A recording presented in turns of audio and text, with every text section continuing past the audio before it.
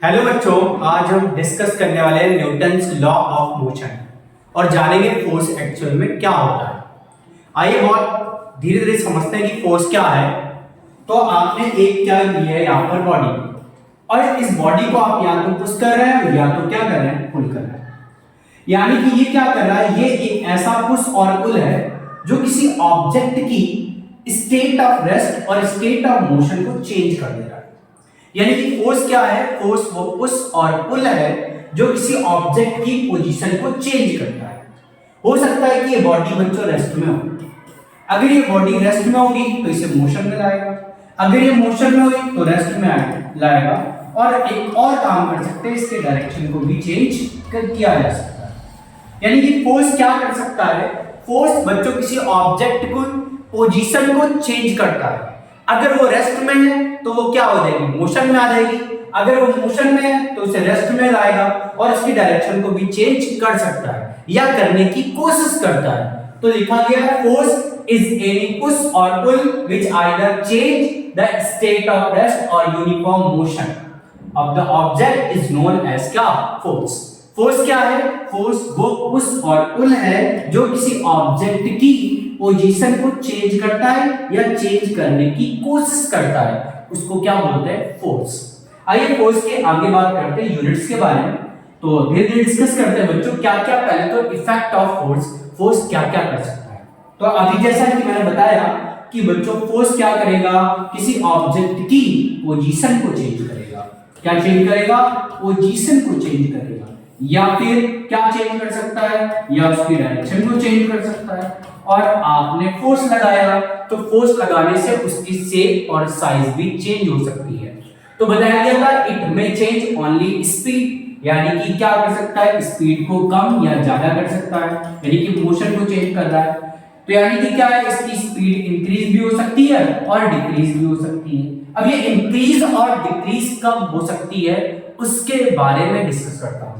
Suppose अगर किसी body पर आप फोर्स लगा रहे हैं और फोर्स और मोशन की डायरेक्शन दोनों ही सेम है, तो बच्चों हमेशा स्पीड क्या होगी, इंक्रीज होगी। स्पीड क्या होगी, इंक्रीज। अगर फोर्स की डायरेक्शन मोशन की डायरेक्शन में है तो स्पीड इंक्रीज होगी। अगर फोर्स की डायरेक्शन बच्चों क्या है, फोर्स की डायरेक्शन इस मोशन के अपोजिट डायरेक्शन में है तो उस केस में स्पीड डिक्रीज होगी। आइए बहुत आराम से फिर से समझते हैं बच्चों। पहला पॉइंट लिखा है इट में चेंज क्या, ओनली स्पीड, स्पीड को चेंज कर सकता है। मतलब अगर एक ऑब्जेक्ट बच्चों क्या है 3-5 मीटर पर सेकंड से चल रहा है, ठीक है, तो इसकी स्पीड को अगर कम करना है 3 मीटर पर सेकंड कर सकता है, या फिर इसकी स्पीड को हम 6 मीटर पर सेकंड भी कर सकते हैं। ये ऐसा कब होगा, ये ऐसा तब होगा जब फोर्स और फोर्स की डायरेक्शन जो हो, फोर्स जो आप लगा रहे हैं एक्सटर्नल फोर्स, वो मोशन की डायरेक्शन में हो। फोर्स किधर हो, मोशन की डायरेक्शन में हो। अगर फोर्स मोशन की डायरेक्शन में हुआ तो स्पीड इंक्रीज करेगी, स्पीड क्या करेगी, इंक्रीज। और अगर फोर्स मोशन की अपोजिट डायरेक्शन में एक्ट कर रहा है, ये इधर मोशन हो रहा है और फोर्स इधर एक्ट कर रहा है, अगर फोर्स मोशन की अपोजिट डायरेक्शन में है तो उस केस में स्पीड डिक्रीज होगी, स्पीड डिक्रीज होगी।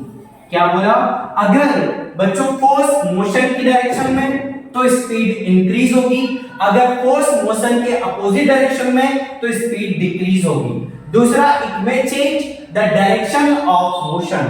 बहुत बढ़िया, समझिएगा इसको। मान लीजिए एक बॉडी थी और वो कितने से जा रही थी, 5 मीटर पर सेकंड से, ओके। फिर मैंने इसको इतनी स्पीड से रखा पर इसकी डायरेक्शन को चेंज कर दिया। अब मुझे ये बताइए क्या इसमें फोर्स की जरूरत है?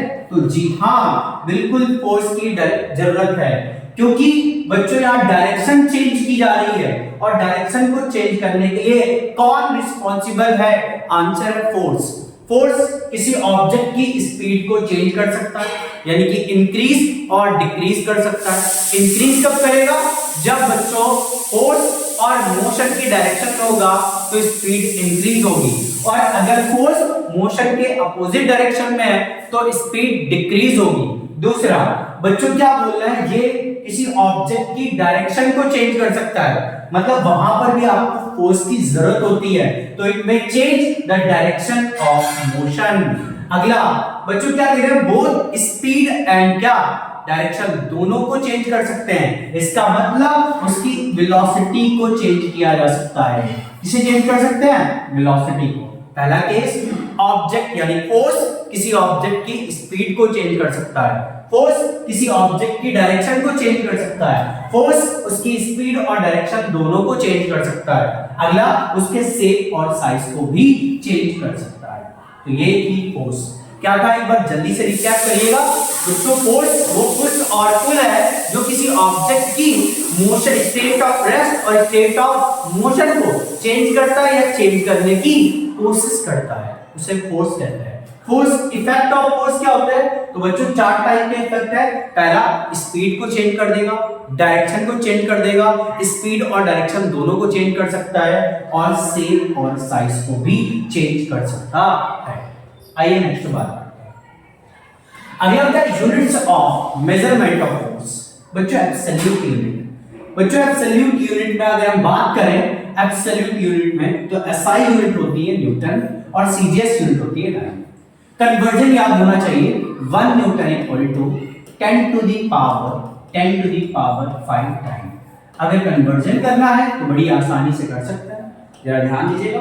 आप जानते हैं F इक्वल टू क्या होता है, ma, यानी कि केजी मीटर पर सेकंड स्क्वायर लिख सकते हैं। ओके, अगर इसे सीजीएस सिस्टम में चेंज करना है आपको तो आसानी से कर सकते हैं। 1 केजी इक्वल टू होता है 1000 ग्राम। ओके, 100 सेंटीमीटर यहाँ लिख सकते हैं, और यहाँ क्या लिख सकते हैं, सेकंड स्क्वायर। एडजस्ट करेंगे 10 to the power 5 gram centimetre पर क्या सेकंड स्क्वायर, और इसी को आप बोलते हैं डाइन। तो 10 टू दी पावर क्या आएगा, 5 टाइम। यहां तक कोई भी समस्या हो तो बताइए। नेक्स्ट बात करते हैं, किलोग्राम फोर्स क्या होता है, जरा ध्यान दीजिएगा। ये इसकी प्रैक्टिकल यूनिट होती है बच्चों। कैसी यूनिट होती है, प्रैक्टिकल फोर्स की प्रैक्टिकल यूनिट क्या होती है, किलोग्राम फोर्स या kilogram weight.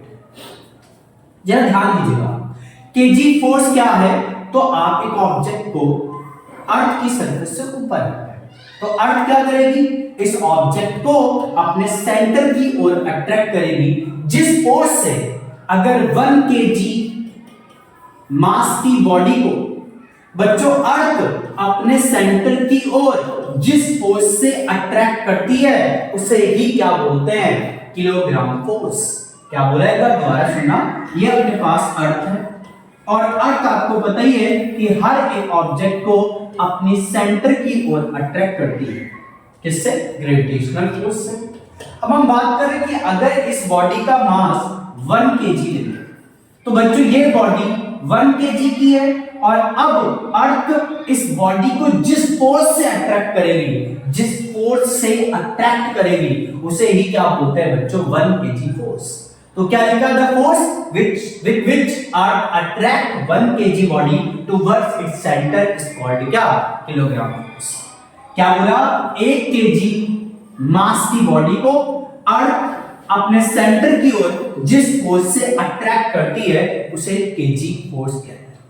Okay, 1 KG force equal to 1 KG force equal to क्या होता है, फोर्स इन कहां लिखना चाहिए, न्यूटन में, अपॉन जी। जी मतलब ग्रेविटेशनल एक्सीलरेशन, जिसकी वैल्यू क्या होती है, 9.8 या फिर 10 लिख सकते हैं। अगर इन सीजीएस सिस्टम की बात करें तो सीजीएस सिस्टम में क्या होता है, अगर मैं सीजीएस सिस्टम की बात कर रहा हूं तो इस पे भी जरा चर्चा करेंगे बच्चों। जो जी की वैल्यू होती है वो क्या होती है, 9.8 मीटर पर सेकंड स्क्वायर, मीटर पर सेकंड स्क्वायर, या 980 सेंटीमीटर पर क्या, ये सीजीएस की बात है। डन। तो याद रखिएगा केजी फोर्स यानी केजी फोर्स इक्वल टू होता है फोर्स अपॉन जी, और इसलिए फोर्स किसमें होना चाहिए, ये फोर्स न्यूटन में होना चाहिए, फोर्स इन न्यूटन अपॉन क्या, जी। आइए आगे बात करें बच्चों, डायमेंशनल फॉर्मूले की बात करें तो डायमेंशनल फॉर्मूला क्या होता है, जरा ध्यान दीजिएगा। आपने F इक्वल टू पढ़ा था ma, okay, F equal to क्या होता है ma। अगर मैं मास की, आपको पहले तो इसकी यूनिट निकालनी चाहिए बच्चों। मास की यूनिट क्या होती है kg, एक्सीलरेशन की क्या होगी मीटर पर क्या सेकंड स्क्वायर, क्या यूनिट निकली kg मीटर पर सेकंड स्क्वायर। आइए डायमेंशन की बात करते हैं। kg किसकी यूनिट होती है, तो kg मास की यूनिट होती है, ओके। तो यानी कि आपको पता है मास की डायमेंशन क्या होती है m। मीटर लेंथ की यूनिट है तो आप जानते हैं उसकी डायमेंशन l होती है, यहां पे आपने l लिखा। सेकंड टाइम की यूनिट है और बच्चों इसकी डायमेंशन t होती है, और यहां सेकंड स्क्वायर लिखा था तो आपने सेकंड t स्क्वायर। डन है। अब इसको ऊपर लेके जाएं, m l t माइनस 2, ये आ गया। तो आपके पास पता चला कि बच्चों ये क्या है फोर्स की डायमेंशन। फोर्स की डायमेंशन क्या होती है mlt minus 2, mlt minus 2, okay. कैसी क्वांटिटी है, तो बच्चों force is a vector quantity with magnitude and direction, दोनों ही होते हैं फोर्स के पास। अगर हम बात करें कि यहां पर फोर्स की डायरेक्ट वेक्टर फॉर्म की, तो F वेक्टर इक्वल टू क्या होता है m इंटू a वेक्टर। आइए आगे डिस्कस करते हैं। अगली बात कर रहे हैं न्यूटन्स बच्चों क्या फर्स्ट लॉ की। तो न्यूटन फर्स्ट लॉ क्या कहता है, बहुत आराम से समझिएगा न्यूटन्स फर्स्ट लॉ के बारे में धीरे धीरे डिस्कस करते हैं। बच्चों मैंने कहा कि एक बॉडी पर नेट फोर्स 0 है। एक छोटे बच्चे से मैंने पूछा तो वो क्या आंसर देगा बच्चों। अगर मैं पूछूं कि एक बॉडी पर नेट फोर्स 0 है, अगर एक बॉडी पर नेट फोर्स 0 है और एक छोटे से बच्चे को मुझसे पूछा तो वो तुरंत बोलेगा कि बॉडी रेस्ट में होगी।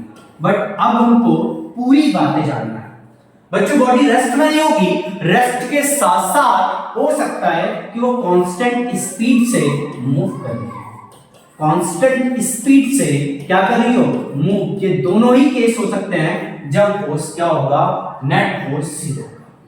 अगर आप इस रेस्ट पोजीशन या यूनिफॉर्म जो इस मोशन कर रहा है ये, उसको अगर चेंज करना चाहते हैं तो आपको एक एक्सटर्नल फोर्स अप्लाई करना होगा।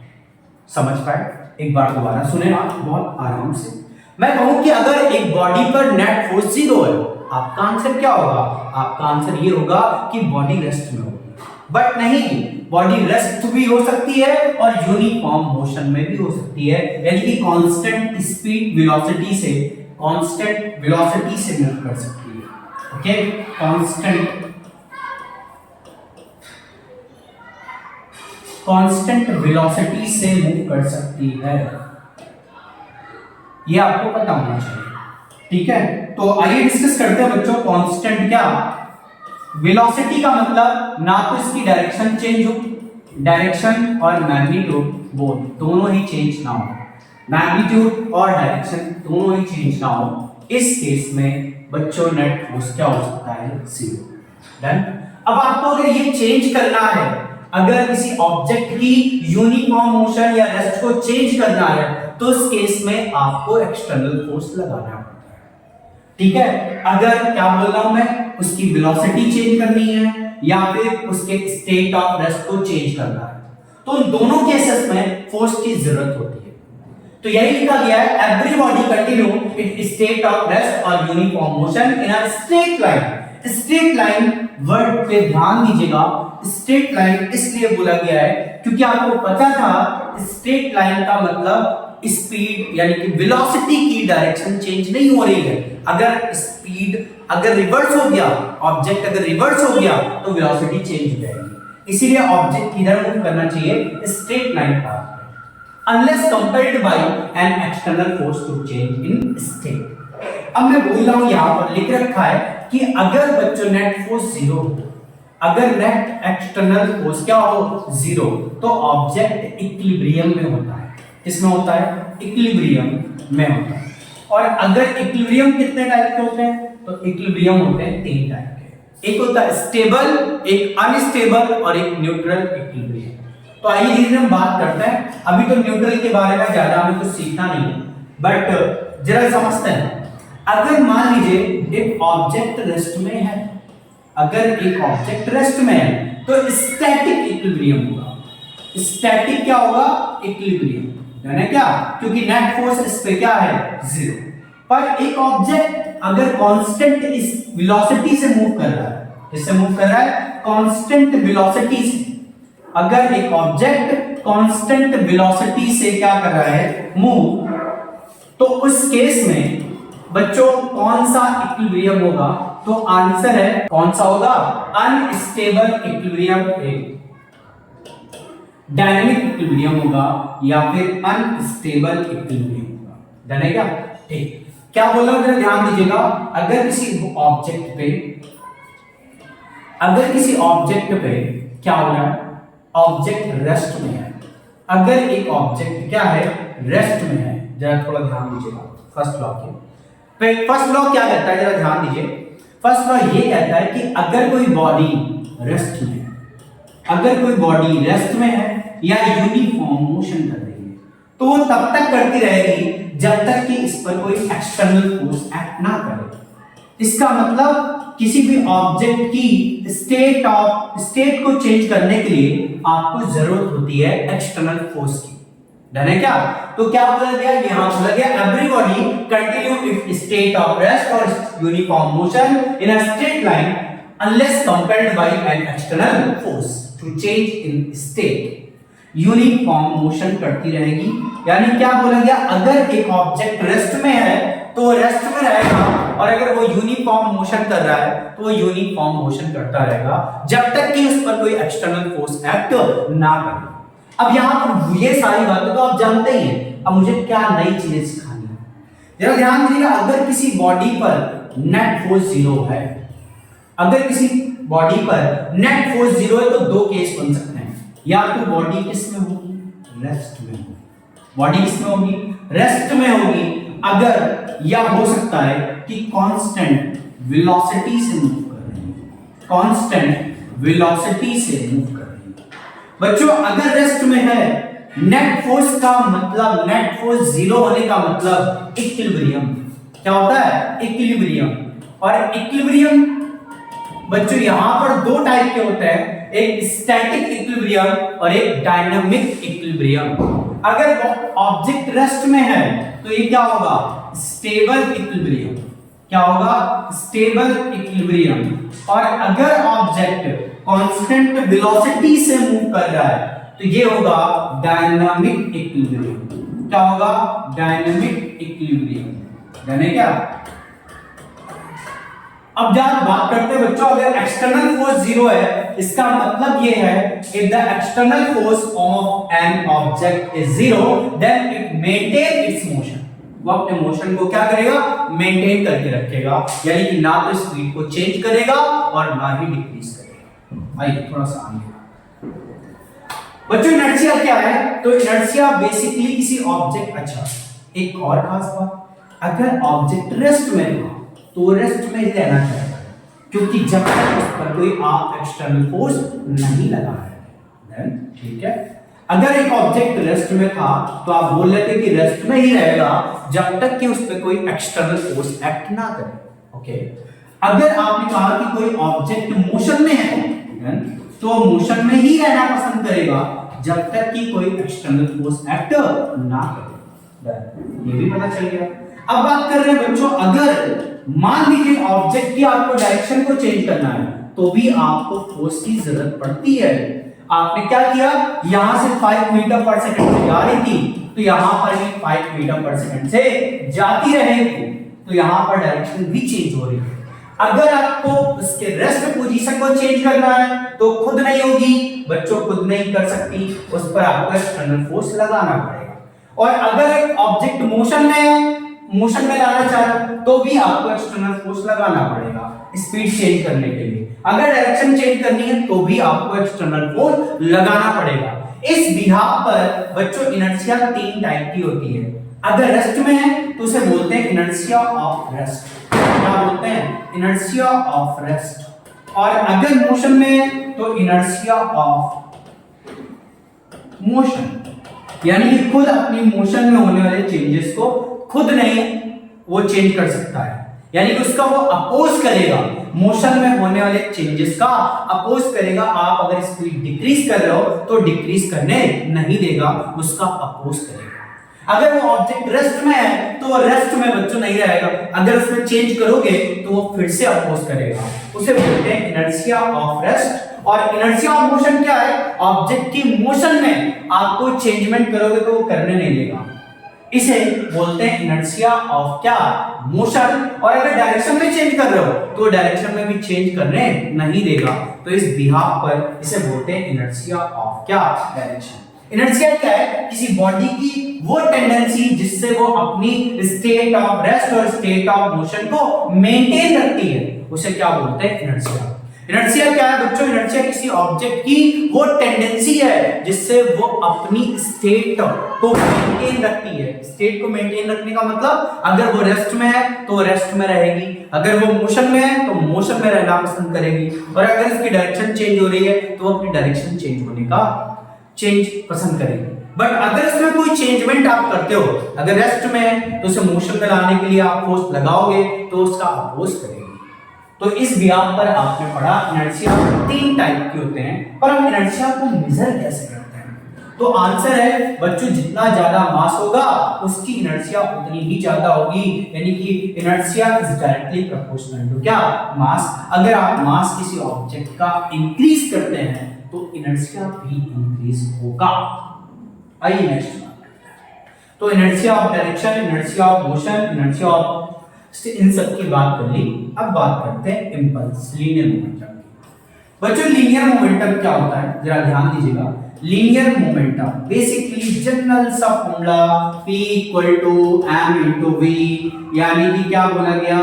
मास और वेलोसिटी के प्रोडक्ट को क्या बोलते हैं? मोमेंटम। अब खास बात ये है, जरा इन सारी बातों को आपको जानना चाहिए। पहला क्या लिखा हुआ है बच्चों? इनर्शिया, अगर आप मोमेंटम क्या वेक्टर फॉर्म की बात करें तो क्या होता है? P वेक्टर = m × क्या? v vector. अगर मोमेंटम = मास × क्या? वेलोसिटी। अब यहां बताया गया था equation illustrate that the momentum is directly proportional to object mass and directly proportional to its क्या? velocity। यानी कि जो मोमेंटम होता है, मोमेंटम वो मास के भी डायरेक्टली प्रोपोर्शनल होता है और मोमेंटम वेलोसिटी के भी डायरेक्टली प्रोपोर्शनल होता है।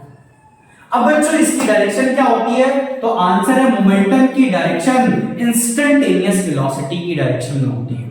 याद रखिएगा, किसकी डायरेक्शन में? इंस्टेंटेनियस वेलोसिटी की डायरेक्शन में। The direction of the momentum vector is the same as the direction of velocity vector. और कौन सा बच्चों? Instantaneous velocity vector. देन अगर हम इसके यूनिट की बात करें तो मोमेंटम P = पढ़ा था m × v। आइए यूनिट की बात करते हैं। बताइए मास की यूनिट क्या होती है? kg, और वेलोसिटी की क्या होती है? मीटर/सेकंड। तो क्या आएगा? kg मीटर/क्या? सेकंड। अगर हम डायमेंशनल फॉर्मूले की बात करें, इसकी बात करें डायमेंशनल फॉर्मूले की, तो डायमेंशनल फॉर्मूला क्या होता है? जरा ध्यान दीजिएगा। मास का m, लेंथ का बच्चों, लेंथ का l, टाइम का t। एडजस्ट करिए, जैसे ही एडजस्ट करेंगे क्या आएगा? m l t - 1। तो ये कुछ खास बातें थी, आपको पता होना चाहिए। आज जल्दी से रिकैप करते हैं। मोमेंटम बेसिकली क्या है? तो मोमेंटम मास और वेलोसिटी का प्रोडक्ट है। दूसरी बात, मोमेंटम की डायरेक्शन क्या होती है? इंस्टेंटेनियस वेलोसिटी की डायरेक्शन में। मोमेंटम कैसी क्वांटिटी है? वेक्टर क्वांटिटी है। ओके, फॉर्मूला वेक्टर फॉर्म क्या होता है? तो P वेक्टर = m × क्या? v vector. देन इन सब की बातें आपको पता होनी चाहिए। मोमेंटम मास के डायरेक्टली प्रोपोर्शनल होता है, वेलोसिटी के भी डायरेक्टली प्रोपोर्शनल होता है। आइए एक दो क्वेश्चंस हैं, काम करते हैं। खास बात, क्वेश्चन करते वक्त आपको बहुत ध्यान से याद रखना है कि बच्चों डायरेक्शन को लेकर सॉल्व करना है। कभी भी इन क्वेश्चनों को सॉल्व करते समय आपको बेसिकली एक बेसिक बात पता होनी चाहिए कि बच्चों मोमेंटम जब भी आप सॉल्व कर रहे हैं इसके न्यूमेरिकल्स, तो उसको डायरेक्शन को इंक्लूड करते हुए आप सॉल्व करेंगे। डायरेक्शन को इंक्लूड करते हुए सॉल्व करेंगे। आइए बात करते हैं। Describe the momentum of 5 kg ball moving westward of 2 metre per second. Much included information about the both magnitude and direction of the. अभी तो एक बॉल थी बच्चों जो वेस्टवर्ड डायरेक्शन में मूव करे, मास कितना दिया गया था, आंसर है उसका मास दिया गया था 5 kg। ठीक है, कितनी वेलोसिटी से मूव करेगी, आंसर उसकी वेलोसिटी दी गई थी बच्चों 2 मीटर पर सेकंड। कोई दिक्कत नहीं, आपको पता होना चाहिए ईस्ट वेस्ट नॉर्थ साउथ इन सब के बारे में। अभी हम केवल मैग्नीट्यूड की बात करें, मोमेंटम का मैग्नीट्यूड क्या होगा, तो मास इनटू क्या हो जाएगा, वेलोसिटी वेक्टर का मैग्नीट्यूड। बच्चों मास कितना दिया था 5 और वेलोसिटी कितनी दी थी 2, यानी कितना आएगा 10 kg मीटर पर क्या सेकंड। पर आपको पता था कि इसकी डायरेक्शन क्या होती है, जिस डायरेक्शन में वेलोसिटी होती है वही डायरेक्शन मोमेंटम की होती है। तो बताया गया the direction of momentum vector is same as the direction of velocity of. आइए एक और क्वेश्चन आपके सामने दिया गया है, उस क्वेश्चन को भी सॉल्व करने की कोशिश करते हैं। क्या क्वेश्चन है, जरा धीरे धीरे पढ़ते हैं और समझने की कोशिश करते हैं।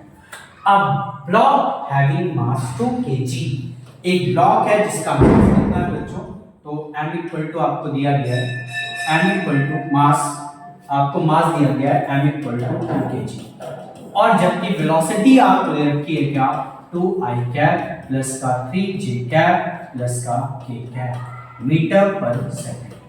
आपसे कहा गया find momentum of the block, आप ब्लॉक का मोमेंटम निकालना है। आइए मोमेंटम अगर निकालना है तो कोई दिक्कत ही नहीं है। क्या फॉर्मूला होता था याद रखिए, क्या p वेक्टर इक्वल टू पढ़ा था m इनटू क्या v vector mass and velocity vector. बच्चों मास कितना दिया गया है, मास दिया है 2 kg, वेलोसिटी वेक्टर क्या दिया है 2i plus 3j plus k। Solve करिए जरा, क्या आएगा 4i कैप प्लस का 6j कैप प्लस का 2k कैप। आपके पास ये आ चुका है मोमेंटम। अगर इसके मैग्नीट्यूड की बात करें तो मैग्नीट्यूड आप बहुत आसानी से निकाल सकते हैं। बच्चों मैग्नीट्यूड क्या होगा, जरा ध्यान दीजिए, मैग्नीट्यूड की अगर हम बात करें मैग्नीट्यूड क्या हो, तो अगर इसके मैग्नीट्यूड की बात करें तो मैग्नीट्यूड कैसे निकालते हैं उसे थोड़ा ध्यान दीजिए। अगर आपको मैग्नीट्यूड निकालना है तो आपने पढ़ा था किसी भी वेक्टर का मैग्नीट्यूड कैसे निकालते हैं, i के कोएफिशिएंट का स्क्वायर प्लस j के कोएफिशिएंट का स्क्वायर प्लस k के कोएफिशिएंट का स्क्वायर। i का कोएफिशिएंट कितना है 4, j का कोएफिशिएंट कितना है 6 और k का कोएफिशिएंट कितना है 2, यानी कितना आएगा बच्चों 4 का स्क्वायर प्लस 6 का स्क्वायर प्लस 2 का स्क्वायर। अब सॉल्व करिए, कितना आएगा 16, ओके, फिर 36 प्लस 4 ऐड करके 56, तो आंसर आपका 56 आ चुका है। तो ये मोमेंटम पर 2 क्वेश्चन थे, एक आपसे और पूछा जा रहा है। जनरली बच्चे इस क्वेश्चंस में क्या होता है, उनसे मिस्टेक होती है, वो क्वेश्चंस आप यहाँ बनाएंगे। जरा ध्यान दीजिएगा, मैंने क्या कहा, एक बॉल है, ठीक है, ये रही आपकी बॉल, वो 5 मीटर पर सेकंड से जा रही है, 2 kg की ब्लॉक है, 2 kg की बॉल है, डन। फिर आपने क्या किया, उसको आपने साउथ डायरेक्शन में मूव किया, डन। साउथ डायरेक्शन में उसकी स्पीड चेंज नहीं की है, क्या करिए 5 मीटर पर सेकंड चाहिए। आपसे पूछा गया चेंज इन मोमेंटम बताओ, क्या पूछा गया, चेंज इन मोमेंटम। बच्चे जनरली गलती क्या करते हैं, चेंज इन मोमेंटम 0 बता देते हैं, पर रियलिटी में चेंज इन मोमेंटम 0 नहीं होगा। मैंने क्या बताया था कि जब भी आप इस टाइप के क्वेश्चंस कर रहे हो तो डायरेक्शन को बहुत ध्यान से लिखना होता है। जरा गौर करिए, पॉजिटिव एक्स एक्सिस में जा रहा है, अगर ये पॉजिटिव एक्स एक्सिस में जा रहा है तो इनिशियल मोमेंटम क्या लिखने वाला हूं मैं, इनिशियल मोमेंटम की बात करूं, अगर मैं इनिशियल मोमेंटम की बात करूं तो इनिशियल मोमेंटम क्या होगा, pi is equal to m velocity vector होता था यहां पर, m इनटू v वेक्टर। अब ध्यान दीजिए, ये अगर पॉजिटिव x एक्सिस है और ये पॉजिटिव y एक्सिस है, यहां तो i कैप लेते थे बच्चों, i कैप लेते थे, तो यहां पे क्या आएगा, कितने मास था 2 kg इनटू यहां पर वेलोसिटी कितनी थी 5, पर x एक्सिस में यानी कि 10 i कैप आएगा, इनिशियल मोमेंटम क्या है। अगर हम इसके फाइनल मोमेंटम की बात करें, फाइनल मोमेंटम क्या होगा, जरा ध्यान दीजिएगा, फाइनल अगर मोमेंटम की हम बात करें, तो फाइनल मोमेंटम क्या होगा, P final is equal to क्या लिखेंगे, m into V vector. m की वैल्यू कितनी है 2 और v अभी भी 5 है बट डाउनवर्ड डायरेक्शन में है तो माइनस j कैप, यानी क्या आएगा 10 माइनस का 10 j कैप। तो चेंज इन मोमेंटम, चेंज का मतलब होता है फाइनल माइनस इनिशियल, तो चेंज इन मोमेंटम क्या होगा, आइए बात करते हैं चेंज इन मोमेंटम की। तो आप अगर चेंज इन मोमेंटम लिखना चाह रहे हैं, change in momentum, okay, change in momentum क्या होगा, तो आप जानते हैं फाइनल माइनस क्या होगा इनिशियल, बहुत बढ़िया, क्या होगा फाइनल माइनस क्या इनिशियल। अगर हम फाइनल की बात करें, फाइनल और इनिशियल क्या क्या है, तो फाइनल आपके पास है माइनस का 10 j कैप माइनस का 10 i कैप, सॉल्व कर लिया। अगर इसके मैग्नीट्यूड की बात करें, मैग्नीट्यूड क्या होगा, ये मैग्नीट्यूड भी निकालते हैं। तो मैग्नीट्यूड अभी आपको बताया था i के कोएफिशिएंट का स्क्वायर प्लस j के कोएफिशिएंट का स्क्वायर रूट के अंदर, यानी कि -10 का स्क्वायर और -10 का स्क्वायर। सॉल्व करेंगे तो कितना आ जाएगा 100 प्लस 100, यानी क्या आएगा 10 रूट 10 है क्या, ये आपका आंसर है। जनरली बच्चे इन्हीं क्वेश्चंस में प्रॉब्लम फेस करते हैं, आंसर कई बार नहीं आता उनका, वो डायरेक्शन को नहीं देते। तो आपको चेंज इन मोमेंटम के बारे में बेसिकली मैंने एक बात बता दी है कि चेंज इन मोमेंटम क्या होता है। बताया गया था आपको चेंज इन मोमेंटम के बारे में कि किसी भी क्वांटिटी में अगर आपको चेंज चाहिए तो वो हमेशा होता है फाइनल माइनस क्या इनिशियल। किसी भी क्वांटिटी में, चाहे आप पोटेंशियल में चेंज निकालें या इलेक्ट्रिक फील्ड में चेंज निकालें, जनरली आपसे पोटेंशियल एनर्जी के बारे में चेंज पूछता है। वेलोसिटी चेंज निकालना हो, कुछ भी निकालना हो चेंज, आप फाइनल माइनस इनिशियल करते हैं। तो बताया change in any physical quantity can be calculate कैसे करते हैं, तो इस तरीके कैलकुलेट करते हैं, जरा ध्यान दीजिएगा। हम क्या लिखते हैं, change equal to change equal to final minus initial, final minus initial, final minus initial. Similarly अगर मोमेंटम में चेंज लिखना है तो चेंज इन मोमेंटम क्या होगा, final momentum minus initial momentum. बहुत आराम से आप यहां पे लिख सकते थे m into V final velocity minus m V initial velocity. बेटा m कॉमन ले लें तो फाइनल वेलोसिटी माइनस क्या आएगा इनिशियल वेलोसिटी, और ये बेसिकली क्या लिखा है चेंज इन वेलोसिटी। तो आप ऐसा भी लिख सकते हैं change in momentum is equal to change in क्या mass into change in velocity. याद है क्या।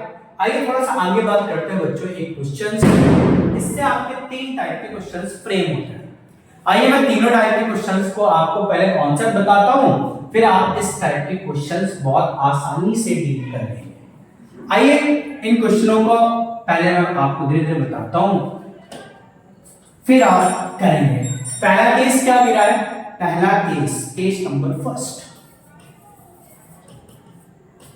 केस नंबर फर्स्ट कैसा क्वेश्चन आता है कि अगर आपने एक बॉल को बच्चों वॉल पे थ्रो करा तो बॉल स्ट्राइक होगी और स्ट्राइक होके उसी वेलोसिटी से बाउंस बैक हो जाएगा। बट अब की बार ये हॉरिजॉन्टल के साथ थीटा एंगल बना, पहला केस। तो मेरी खास बात आप याद रखिएगा कि मोमेंटम उधर ही चेंज होता है जिस डायरेक्शन में फोर्स लगता है। मोमेंटम चेंज उसी उधर ही होगा जिधर पे फोर्स लगता है। आइए मैं इसको प्रूव भी करता हूं।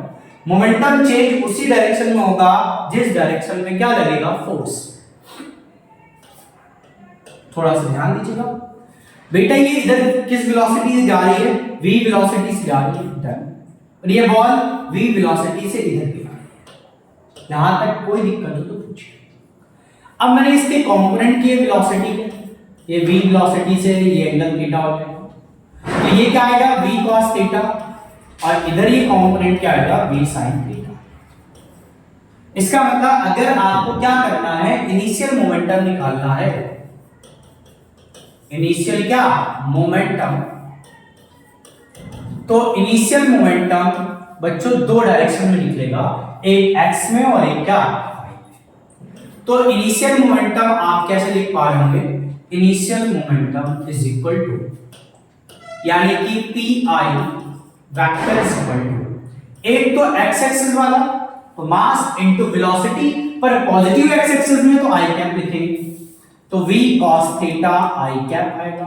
देन अब याद रख लीजिए नीचे की ओर ये वेलोसिटी है तो किधर आएगा, से कैप आएगा, तो यहां पे क्या लिखा, मास into velocity v sin theta minus का j, यानी क्या आएगा m v cos थीटा आई कैप माइनस m v क्या sin थीटा j कैप। ये आपका इनिशियल मोमेंटम आ चुका है। अब जरा इधर ध्यान दीजिए, अगर इसके कंपोनेंट करें बच्चों तो ये एंगल थीटा है तो ये भी एंगल थीटा होगा, ये कंपोनेंट क्या आएगा v cos थीटा और ये p sin थीटा। यहां तक कोई डाउट? तो फाइनल अगर मोमेंटम की बात करें तो फाइनल मोमेंटम भी ही डायरेक्शन में है, तो फाइनल मोमेंटम क्या होगा, तो फाइनल मोमेंटम की अगर हम बात करें तो आप लिख सकते हैं final momentum is equal to mass into velocity v cos theta, but negative X axis में तो माइनस का आई कैप लिखा जाएगा, माइनस का आई कैप। डन है? आइए थोड़ा सा आगे बात करते हैं बच्चों। अगर हम यहां पर बात करें तो ये क्या आएगा m इंटू वी और ये क्या आएगा sin theta, but negative y axis में तो माइनस j है, तो फाइनल मोमेंटम क्या आ चुका है, माइनस का mv cos थीटा आई कैप और यहां पे माइनस का mv क्या sin थीटा और क्या आएगा j। तो अगर हम चेंज इन मोमेंटम की बात करें कि चेंज इन मोमेंटम क्या होगा, तो फाइनल माइनस क्या होता था, इनिशियल। अगर चेंज इन मोमेंटम की बात करें तो फाइनल माइनस क्या होता है, इनिशियल। आइए फाइनल माइनस इनिशियल, तो फाइनल मोमेंटम क्या लिखने वाला हूं, change in momentum, change in momentum. तो चेंज इन मोमेंटम क्या होता है, final minus initial, final minus initial. बच्चों फाइनल मोमेंटम क्या लिया गया है, तो फाइनल मोमेंटम है mv cos थीटा आई cap minus mv sin theta j cap, करने का फिर माइनस यहां क्या आएगा mv cos थीटा आई कैप और माइनस का mv sin theta j cap. Minus sign को अंदर लेके जाए, जैसे ही माइनस साइन को अंदर लेके जाएंगे क्या रिजल्ट आएगा, change in momentum is equal to m minus का mv cos थीटा आई कैप माइनस का mv sin theta j cap minus का mv cos थीटा आई कैप प्लस का mv sin थीटा j। इससे ये टर्म्स क्या हो गया कैंसिल, ये 2 टाइम्स mv cos थीटा क्या लिखा आई कैप। आपको ये पता चला मैंने क्या बोला था कि मोमेंटम हमेशा उधर ही चेंज होता है जिस डायरेक्शन में फोर्स एक्ट करता है। जरा ध्यान दीजिएगा, वॉल ऐसे स्ट्राइक हुई, Newton third law, every action there is equal and क्या अपोजिट रिएक्शन। बच्चों वॉल इधर फोर्स लगाएंगे तो मोमेंटम चेंज होगा x वाला, इसलिए यहां पर क्या आया है, चेंज इन मोमेंटम x वाला, पहला केस। आइए दूसरे केस की बात करते हैं। दूसरा केस क्या होता है कि हो सकता है कि आपको क्वेश्चंस में वर्टिकल के साथ एंगल दिया है, किसके साथ एंगल दिया है, वर्टिकल के साथ ये एंगल। तो आपको पता चल चुका है कि मोमेंटम उधर ही चेंज होता है जिस डायरेक्शन में क्या होता है, जिस डायरेक्शन में फोर्स एक्ट करता है। फोर्स किधर एक्ट कर रहा है, एक्स एक्सिस में, तो मोमेंटम किधर चेंज होगा, एक्स वाला, वाई में कोई चेंजमेंट नहीं। तो आप अब जान चुके हैं इतनी सारी बातें, तो मैं धीरे धीरे आपको बताने की कोशिश करूंगा। ये थीटा होगा, ये क्या है v, तो इधर क्या आएगा v cos थीटा और इधर क्या आने वाला है v sin थीटा, ठीक है। अगर मैं यहां पर बात करूं तो यहां पर कुछ ऐसा, जरा गौर करिएगा बच्चों, ये आपकी वेलोसिटी v, ठीक है, तो आप इसके कंपोनेंट करेंगे, जरा कंपोनेंट करिए, ये क्या आएगा v cos थीटा और इधर क्या आएगा v sin थीटा, डन है क्या। अब आपको बताया गया था कि मोमेंटम हमेशा उधर चेंज होता है जिस डायरेक्शन में क्या होती है, फोर्स लगता है। फोर्स किधर लग रहा था, एक्स एक्सिस में, तो मोमेंटम किधर चेंज होगा, एक्स का, और momentum change in momentum equal to क्या होता है, mass into change in velocity. Okay, सारे मैं एक ही बार में कॉन्सेप्ट बताने की कोशिश कर रहा हूं। तो change in momentum equal to mass into क्या लिख रहे हैं, चेंज इन वेलोसिटी। डन, यही सिखाया था। अब चेंज इन वेलोसिटी किधर की चेंज हो रही है, एक्स एक्सिस वाली। फाइनल वेलोसिटी ये है, इनिशियल ये है, तो यहां पर लिखिए क्या हो जाएगा, यहां पर लिखा फाइनल वेलोसिटी माइनस क्या आएगा, इनिशियल। फाइनल किधर है, नेगेटिव एक्स एक्सिस में, इसलिए आप यहां पे क्या लिखने वाले हैं, माइनस का v sin theta i cap, और यहां पर v sin theta i cap, जी लिखिए, क्योंकि पॉजिटिव ये होगी, पॉजिटिव एक्स एक्सिस वो लिख दिया। रिजल्ट क्या आ चुका है, माइनस का 2mv sin थीटा, और क्या आएगा i कैप। अब इतना बड़ा आपको करने की कोई जरूरत नहीं है, आप बहुत आसानी और इजीली तरीके से कर सकते हैं। आइए आगे बात करते हैं। थर्ड केस की बात करें बच्चों, अगर थर्ड केस क्या होगा तो जरा ध्यान दीजिएगा, थर्ड केस की बात करूं। थर्ड केस क्या लिखता है कि अगर मान लीजिए बॉल गई और स्ट्राइक होकर अपने ही पाथ पर उसी वेलोसिटी से रिबाउंड बाउंड हो जाए, यानी कि बैक आ जाए। अब अगर बैक आ रही है तो जरा ध्यान दीजिए, आपको पता है ये वेलोसिटी v है, तो ये भी क्या होगा v, तो आपने चेंज इन मोमेंटम पढ़ रखा था, क्या पढ़ा था, फटाफट बोलिए, मास इनटू चेंज इन क्या, वेलोसिटी वेक्टर। अब क्या हो जाएगा, फाइनल वेलोसिटी माइनस क्या आएगा, इनिशियल वेलोसिटी। क्या बेटा, फाइनल वेलोसिटी क्या है, नेगेटिव एक्स एक्सिस में, तो माइनस का v i कैप, आंसर कितना आ चुका है, माइनस का 2mv i कैप। ये फोर्थ केस क्या कहता है, जरा ध्यान दीजिए, फोर्थ केस की अगर हम बात करें, फोर्थ केस क्या होता है, आइए केस नंबर 4। अगर हम केस नंबर 4 की बात करें बच्चों, तो क्या होगा, एक बॉल गई और बस यहां पर स्ट्राइक होकर यही रह गई, रेस्ट में आ गई, तो इसकी फाइनल वेलोसिटी तो 0 होगी, पर इनिशियल वेलोसिटी क्या है, v है। तो फिर चेंज इन मोमेंटम क्या होगा, change in momentum is equal to mass into change in velocity, और चेंज इन वेलोसिटी क्या थी, final velocity minus initial velocity. Done, solve कर चुके हैं आप, यहाँ 0, यहाँ v i कैप, आंसर क्या आएगा, माइनस का m v i कैप। ये चार केसेस हैं, बहुत ढंग से आपको याद रखने हैं ये चार केसेस। अब इस टाइप के क्वेश्चंस आपसे बहुत इजीली सॉल्व हो जाएंगे, ऐसे क्वेश्चंस आपसे इजीली सॉल्व हो जाएंगे बच्चों। तो आइए जरा इस क्वेश्चन को भी करते हैं, बहुत आसानी से आप सॉल्व करने वाले हैं, बहुत बड़ा क्वेश्चंस नहीं है ये। ये क्वेश्चंस क्या कह रहा है, जरा ध्यान दीजिएगा, आपकी एक बॉल थी, डन, और वो किस स्पीड से स्ट्राइक की है बच्चों, इसकी स्पीड दे रखी थी v इक्वल टू 25 मीटर पर क्या सेकंड, और मास कितना दिया गया है, मास दिया गया 0.02 kg, ये आपका मास दिया गया है। एंगल कितना दिया गया है, एंगल बच्चों हॉरिजॉन्टल के साथ 45 बना है।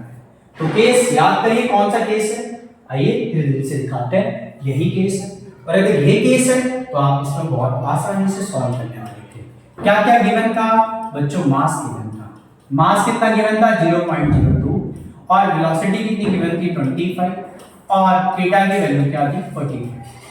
सॉल्व कर लेंगे आप, क्या हो जाएगा, change in momentum is equal to minus का 2 इंटू 0.02 इंटू 25 इंटू कॉस 45, और यहाँ क्या सॉल्व हो जाएगा।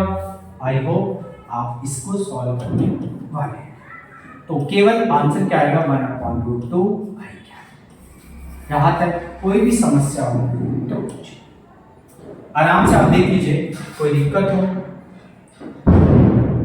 तो आपका आंसर ये कुछ आने वाला है।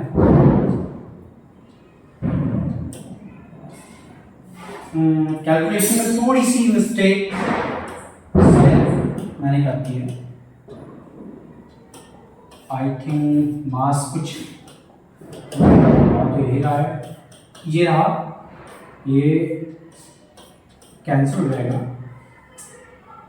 आंसर ठीक है अगर ये डाटा दिया है, और अगर ये डाटा नहीं दिया है तो आपका आंसर कुछ अलग आएगा। अगर ये डाटा नहीं है, अगर 0.02 दे रखा है तो कुछ अलग रिजल्ट आएगा। आइए आगे बात करते हैं बच्चों। तो इन चारों केसेस पे आप ढंग से क्वेश्चंस लगाइएगा, जरूर पूछे आते हैं। अब बात करते हैं न्यूटन सेकंड लॉ की। बच्चों न्यूटन सेकंड लॉ बहुत ज्यादा इंपॉर्टेंट है, बहुत सारे क्वेश्चंस बनते हैं इससे। आइए धीरे धीरे हम आपको सिखाने की कोशिश करते हैं। बच्चों सेकंड लॉ क्या कहता है, जरा ध्यान दीजिएगा। सेकंड लॉ ये बोलता है कि अगर आपको मोमेंटम चेंज करना है, किसी भी बॉडी का जो rate of change of momentum है वो डिपेंड करता है एक्सटर्नल फोर्स। क्या बोलते हैं सेकंड लॉ, जरा सी बोलता है कि according to this law the rate of change of momentum of any system is directly proportional to applied force. बच्चों अप्लाइड फोर्स के डायरेक्टली प्रोपोर्शनल होता है change in rate of change of momentum. ठीक है, अब बात करते हैं बच्चों, यहां पर प्रोपोर्शनलिटी का साइन लगाते हैं। ये लिखा है F vector equal to delta P upon क्या डेल्टा T। अब कुछ खास बातें सीखते हैं। अगर हम बात करें बहुत स्मॉल चेंज हो रहा है तो इसे लिख सकते हैं dP अपॉन क्या dt। अब अगर इसके जगह हम दो तीन चीजें और भी लिख सकते हैं कि चेंज इन मोमेंटम अगर लिखना हो क्या F vector is equal to क्या था dP वेक्टर अपॉन क्या dt वेक्टर, और मोमेंटम m इनटू क्या था v वेक्टर। पढ़ा था आपने? तो क्या लिख सकते थे F vector is equal to d upon dt, और इधर m इनटू क्या v। दो फंक्शन अगर मल्टीप्लाई में हो तो उसका डिफरेंशिएशन कैसे करते हैं पता ना। फर्स्ट फंक्शन को छोड़ो दूसरे का डिफरेंशिएशन, प्लस दूसरे को छोड़ो फर्स्ट का क्या डिफरेंशिएशन, वही करने वाला है। क्या आ जाएगा जरा बताइए, F vector is equal to m, यहां dv वेक्टर अपॉन क्या आएगा dt vector, plus v vector बाहर हो जाएगा, d अपॉन dt इसका करेंगे m का, और यहां पे क्या आ जाएगा v वेक्टर। बच्चों यहां पे क्या आने वाला है F vector equal to m dv vector upon dt vector को आप वेलोसिटी एक्सीलरेशन बोल सकते थे। क्या बोल सकते थे एक्सीलरेशन। अगर इसे एक्सीलरेशन बोल देते तो m इनटू क्या आएगा a वेक्टर, और ये क्या आएगा v वेक्टर, और यहां dm अपॉन dt। अब ये क्या है बच्चों, जनरली आप मैकेनिक्स में देखते हैं कि जो मास होता है वो कांस्टेंट होता है। अगर मास कांस्टेंट है तो उस केस में dm अपॉन dt की वैल्यू 0 हो जाएगी। इफ क्या बोल रहा हूं, if dm upon dt is constant, 0 हो जाएगा। अगर 0 हो जाएगा तो F vector is equal to m into क्या आएगा m इनटू a वेक्टर आ जाएगा, यानी कि फोर्स इनटू एक्सीलरेशन। फोर्स का फॉर्मूला आ चुका है, क्या निकल के आया F vector is equal to m into क्या a वेक्टर। बट अगर मास वेरिएबल हो बच्चों, मास क्या हो मास वेरिएबल। अगर मास वेरिएबल हो तो कहां का होता है वेरिएबल, याद करिए रॉकेट के केस में। रॉकेट जब भी मूव करेगा तो बच्चों फ्यूल्स को बर्न करता जाता है और अपने पंख को गिराता जाता है। उस केस में मास चेंज होता है, या फिर किसी रेट से पानी ऊपर निकल रहा है, टंकी खाली हो रही है, ठीक है, या मोटर से पानी टंकी में भर रहा है, तो उन दोनों केसेस में मास बच्चों रेट ऑफ जो मास है वो चेंज होता है। तो ये सारी बातें आपको बताई गई हैं। अगर वेरिएबल मास सिस्टम हो तो नेट फोर्स क्या होगा v dm अपॉन क्या dt। आइए थोड़ी सी और बात करते हैं। अगर हम स्लोप निकालना चाहें तो आपको पता है डिफरेंशिएशन का मतलब होता है बेसिकली स्लोप। तो आप क्या बोल सकते थे f equal to dp upon क्या dt, यही था स्लोप। अगर आपको मोमेंटम और टाइम के बीच स्लोप दी गई, ग्राफ दिया गया हो, मोमेंटम टाइम के बीच ग्राफ दिया हो, तो सेगमेंट का आप क्या निकालो स्लोप, क्या निकालो स्लोप, तो आपको फोर्स मिल जाता है। क्या मिलता है फोर्स। तो क्या पता चला F जो होगा वो dp अपॉन dt के बराबर होगा, वही tan थीटा होगा, और वही बेसिकली क्या होगा स्लोप। तो कुछ खास बातें हैं, ये आपको बहुत ढंग से याद रखना है। क्या बताया बेसिकली सेकंड लॉ क्या कहता था, the rate of change of linear momentum is directly proportional to external force, ये बताया गया था। फिर बोला गया कि बच्चों अगर वेरिएबल मास हो तो क्या लिखते हैं v dm अपॉन dt। ये केस कौन सा होता था, रॉकेट का केस, या फिर कहीं पर मास वेरी कर रहा हो। दूसरा अगर मास कांस्टेंट हो तो F बराबर ma, यानी फोर्स का फॉर्मूला आ जाता है इससे। फिर बताया गया कि मोमेंटम टाइम ग्राफ अगर दे रखा हो तो उसकी स्लोप निकालने पर आपको फोर्स मिल जाता है, एक्सटर्नल फोर्स मिल जाता है। तो आज के लिए इतना ही रखते हैं बच्चों, आगे नेक्स्ट लेक्चर में